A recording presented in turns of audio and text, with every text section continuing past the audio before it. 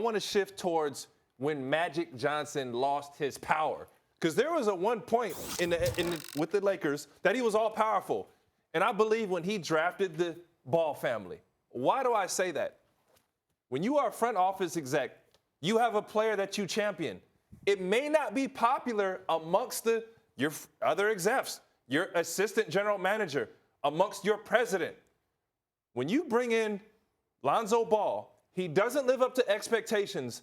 And now the noise from his father, from his family, continues to demean your organization.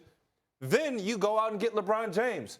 Well, guess what? LeBron James doesn't have the same energy, the same cachet that he once had. So now all the people that are chirping going, why'd you draft Lonzo? Guess what? De'Aaron Fox looks better. Jason Tatum looks better. All these other guys you could have got that came without the baggage, now they're second-guessing Magic Johnson. This is very common in NBA front offices. But guess what? That wasn't the deal that Magic Johnson signed under. But that was a turning point.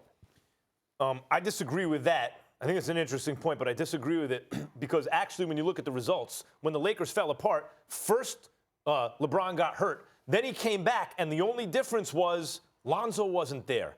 Lonzo is an extremely high IQ, very precocious player who I think is actually the keeper of all the young guys, and LeBron obviously likes playing with him. But I hear what you're saying. Here's where I think what people are missing. Because of Pelinka and the dysfunction there, people are missing. I'm going to get to Kobe in 1 second. People are missing the fact that Magic also made bad decisions as a GM. Several of them, like the two different draft rooms, the idea that the executives are like, and people and scouts on the franchise are going, what? Who did we just sign? Michael Beasley, JaVale McGee. After you let Brooke Lopez walk over $2.3 million, he signed for $2.3 in Milwaukee. Lance Stevenson, like everyone's going, what?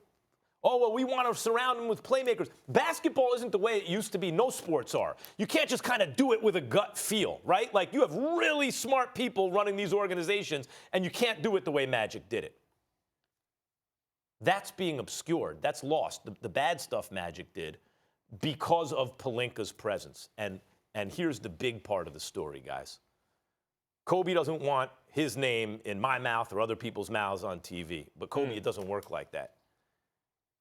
I'm expected to believe that Pelinka, Rob Pelinka, a former agent with zero experience and who hasn't done anything good as a GM. What's he done good as a GM? I'm supposed to believe that he is an immovable object as GM to the point where Magic Johnson has to quit because he can't move Pelinka out. That Magic wants to fire Luke Walton, who, by the way, when the new regime comes in, they always get rid of the coach.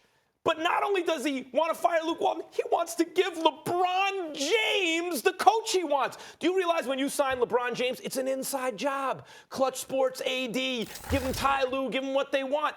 You have an inside job, and now you're on the outside looking in?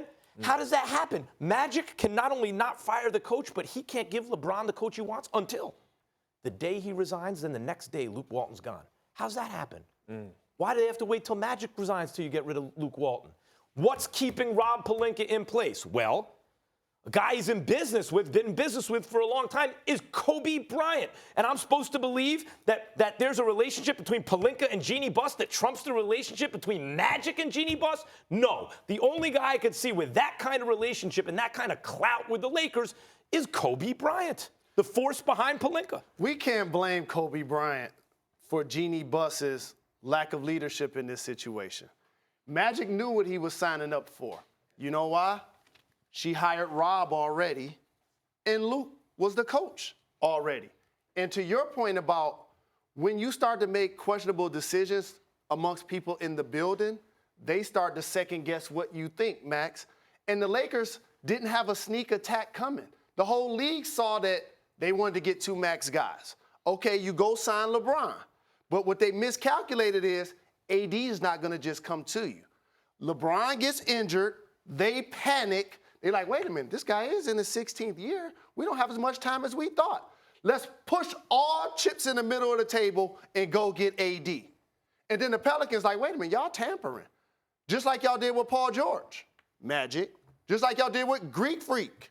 And so we're not moving them to y'all. It destroyed the Pelicans, and it destroyed the Lakers. So now when you go back to the drawing board, it's how can we get our goals accomplished?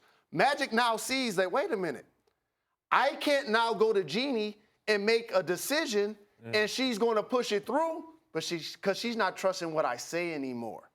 That's what happened with that relationship. But why doesn't she trust, though?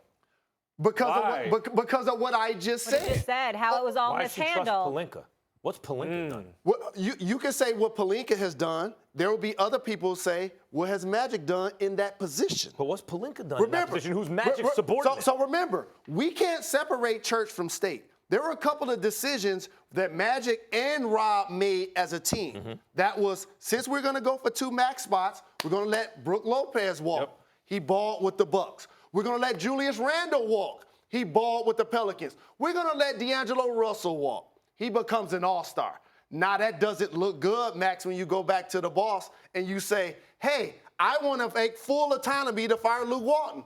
She's looking at him like, we kind of going to do that hold on, anyway. let me flip that around. They did it anyway. Let me flip that around. First of all, D'Angelo Russell was a problem in the locker room because of trust issues, and they used him to get out of a bad contract that predated Magic and Pelinka, But I right? gotta tell you they one also more got thing. a draft pick back that became Kyle Kuzma and Brook Lopez, who they should have kept because it wouldn't have affected Max deals. He only got 2.3. But I got to tell you one more thing.